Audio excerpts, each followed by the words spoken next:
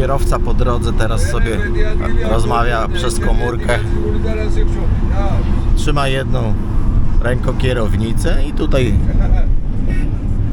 naparza taką krętą drogą. Jak widzicie, ruch dosyć spory. Wcześniej normalnie palił papierosa przy otwartym oknie, także tutaj nic do bani, zero zasad bezpieczeństwa jakiegoś tam.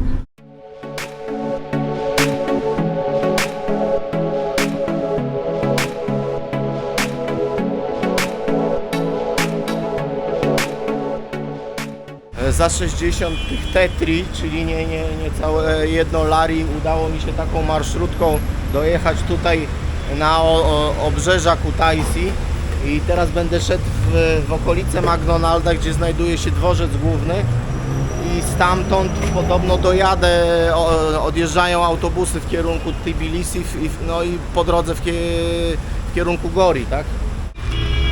Także na razie jestem zadowolony, szczęście mi sprzyja, mam więcej farta, jak to mówią, jak rozumu. Tutaj taka jedna z większych ulic, mocno ruchliwa. Tutaj są jakieś marszrutki, zaraz spróbuję się dogadać i dojechać. Czas podróży będzie dosyć długi, bo chyba ponad 2 godziny, no ale to się okaże w trakcie.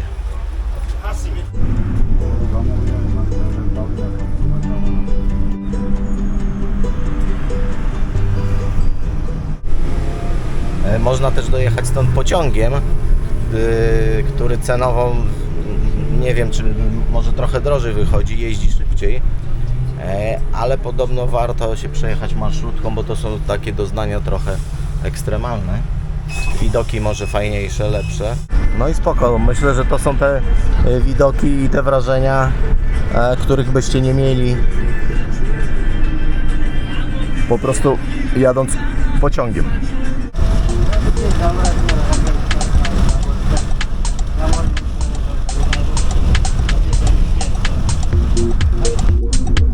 Tam w oddali widać już takie konkretniejsze góry, no ale jest dosyć mgliście, także to wszystko takie trochę zamazane, zwłaszcza jeszcze tutaj przez szybę autobusu.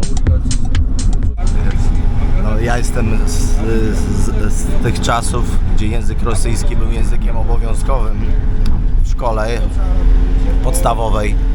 Uczyłem się tego języka przez wiele lat w podstawówce, później przez 4 lata w liceum, później jeszcze przez kolejne 2 lata w szkole takiej tam policealnej, także w sumie uzbierało się tego z 10 lat. A tak naprawdę, tak jakby to, nie wiem, powiedział Marek Kondrat, jak krew w piach. No coś tam umiem, coś tam trochę pamiętam, ale to jest to na niskim poziomie. Mój angielski jest o niebo lepszy, a komunikacja w języku angielskim jest tutaj no taka średnia. Teraz o tej porze mamy prawie połowę lipca, mija dokładnie rok od momentu, jak byłem w Jordanii rok temu. Tam też przemieszczałem się, zresztą możecie to obejrzeć na moich vlogach na YouTubie. Zapraszam wszystkich, jeśli ktoś nie oglądał. Jordania, 7 odcinków, 7 vlogów, ma największą oglądalność na ten moment na moim kanale. Zapraszam wszystkich tych, którzy jeszcze nie oglądali. No ale do czego zmierzam? Tam też przemieszczałem się różnego rodzaju środkami transportu, przeważnie autobusami, autokarami, które były bardziej nowoczesne, klimatyzowane, duże. Ten transport był dużo lepszy i fajniejszy niż tutaj te zdezelowane busy, marszrutki. Ale tam po drodze cały czas było żółto, piach. Tutaj mamy totalne przeciwieństwo, czyli cały czas zielono, drzewa, krzaki, roślinność. O, tu znowu rzeka. Najprawdopodobniej już jakaś inna, to nie Tarioni, tylko coś innego.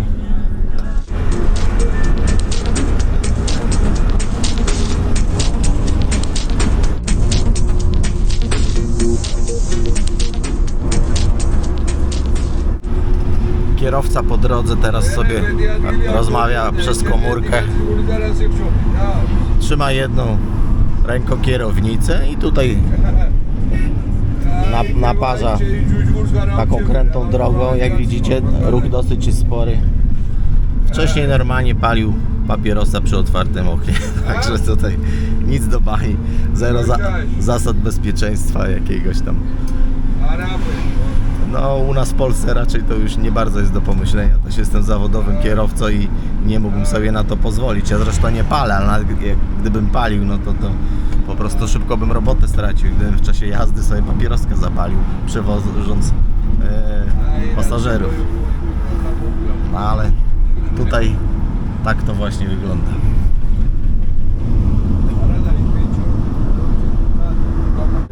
No nie wiem, czy to będzie właściwe porównanie, może mnie wyśmiejecie, ale momentami mam wrażenie, tak jakbym po prostu jechał przez polskie Bieszczady.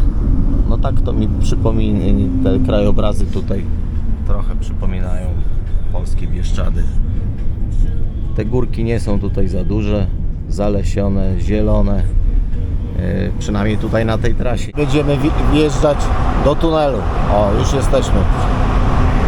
Pierwszy raz.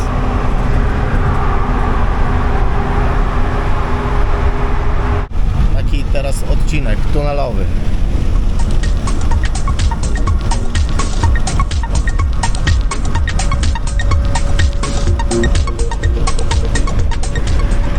Po półtorej godziny jazdy mamy tu taką 10-minutową przerwę. Zaraz przy drodze tych marszrutek stoi tu więcej. Tutaj różnego rodzaju budy z żarciem. No ale mnie żarcie nie interesuje, tylko interesuje mnie woda. I zaraz tutaj w takiej budzie zaopatrzę się w wodę, bo już mnie suszy. Tak to wygląda. Przy drodze tych marszrutek, tak jak mówię, stoi tu 10 minut przerwy. No ceny tutaj też zdecydowanie wyższe. Za wodę zapłaciłem takiej wielkości 3 lari, czyli chyba drugie tyle, co w mieście w jakimś tam markecie. No ale to chyba jest normalne, po prostu jesteśmy gdzieś tutaj na odludziu, daleko od jakiegokolwiek miasta, dlatego ceny są wyższe, także normalka.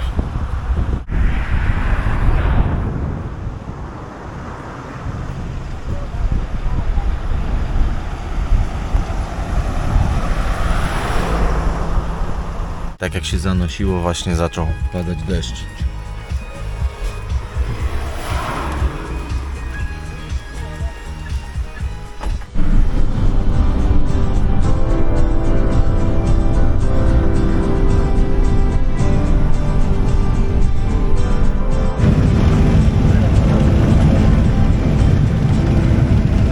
Wywalił mnie tutaj zaraz przy autostradzie, która prowadzi do Tbilisi. Jestem jakieś 70 km od stolicy Gruzji.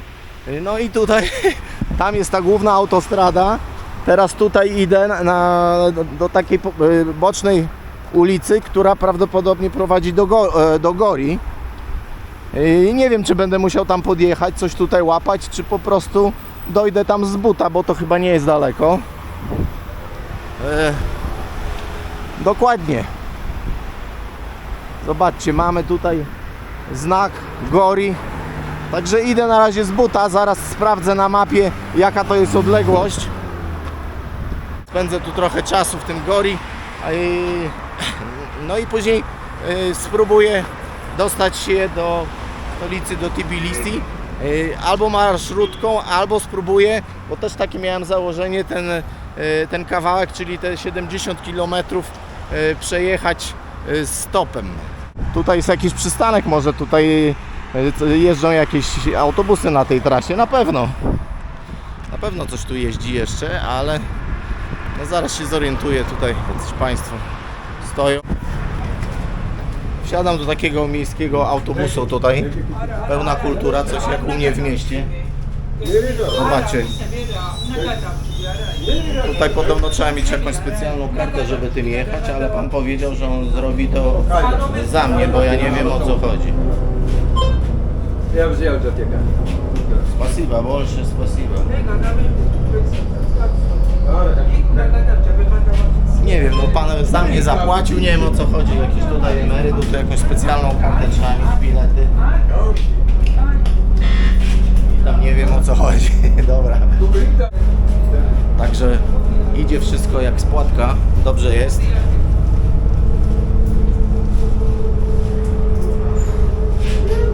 No tutaj pełna kultura. W końcu ten autobus wygląda tak, jak powinien wyglądać. Na europejskim poziomie, światowym poziomie.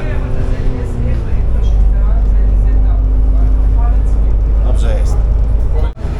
No teraz mogliście zobaczyć, jak czasem dosłownie z minuty na minutę sytuacja dynamicznie tutaj się rozwija i plany, założenia po prostu trzeba zmieniać, szybko podejmować decyzje. No takie są uroki podróżowania samemu, bez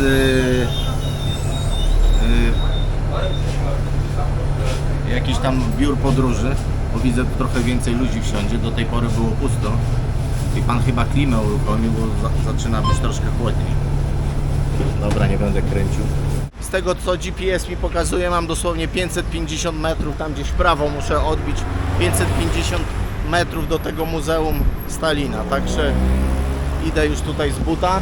Możecie zobaczyć, jak to wygląda. Znowu te gori, nawet jadąc tutaj autobusem widziałem, że to no, bardzo podobny klimat jak w Kutaisi, czyli taki miszmasz.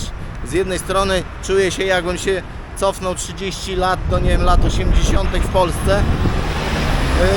Z drugiej strony jest tutaj takich sporo też nowoczesnych akcentów. Widziałem jakieś fajne, po drodze mijaliśmy sklepy, butiki. Tak samo te autobusy, tym co teraz jechałem, naprawdę, o zobaczcie, tutaj jedzie kolejny, otokary, czyli to są te tureckie, które też u mnie w mieście w Olsztynie jeżdżą. Zresztą też miałem okazję, jako zawodowy kierowca autobusu, miałem okazję tymi otokarami jeździć swego czasu w Olsztynie. No i tak to wygląda. Prawdopodobnie ta koszulka uratowała mi życie, bo wszyscy widzą, że jestem z Polski i dwukrotnie po prostu mi się to przydało. No, pan zafundował mi przejazd tam ze swojej karty, nie wiem, czy to opłacił, nie wiem, na jakiej zasadzie, tym pierwszym autobusem. Teraz drugi pan mnie zagadał, zapytał, gdzie idę, powiedziałem mu, o co chodzi i tam na wzgórzu jakieś mury, nie wiem co to jest, flagi gruzińskie, i wskazał mi drogę dokładnie, gdzie mam iść tutaj do tego muzeum. Także no, warto być Polakiem, no tak czy inaczej warto być, ale tutaj naprawdę no, chyba jest to przydatne. No i znalazłem. Muzeum znajduje się na terenie takiego jakby parku. Tutaj już możecie zobaczyć wagon Stalina tak zwany. Wchodzimy na teren tego parku. Pierwsze co widzę, że chyba można wejść do tego wagonu. Chyba że trzeba już tutaj mieć bilet, żeby wejść do niego do środka. Zobaczymy, tutaj Japończyki czy tam Koreańczyki fotki strykają. Jestem w środku wagonu Stalina.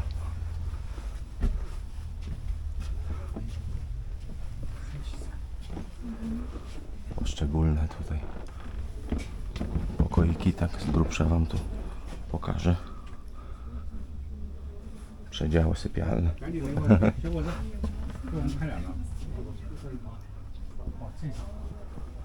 Żeby tutaj wejść do środka, trzeba mieć bilet, ale pan przymknął oko, zapytał mi po prostu, czy będę wchodził później do środka muzeum, bo mówię mu, że na razie nie mam biletu. No i jest tam spoko. Wpuścił mnie na razie tutaj bez biletu, bo i tak wie, że później na pewno ten bilet kupię.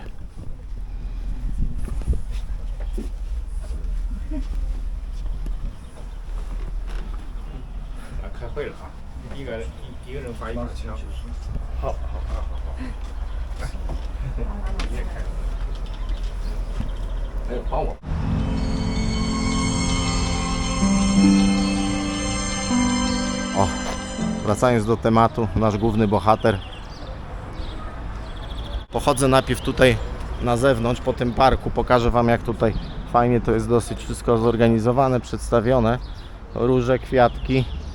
Obejrzę wszystko to, co mi się uda na razie w gratisie. No a później wejdę tam już do środka budynku. do tego muzeum.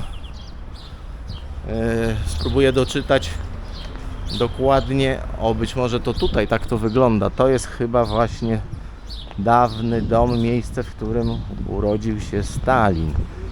Tak to mi właśnie tutaj wygląda.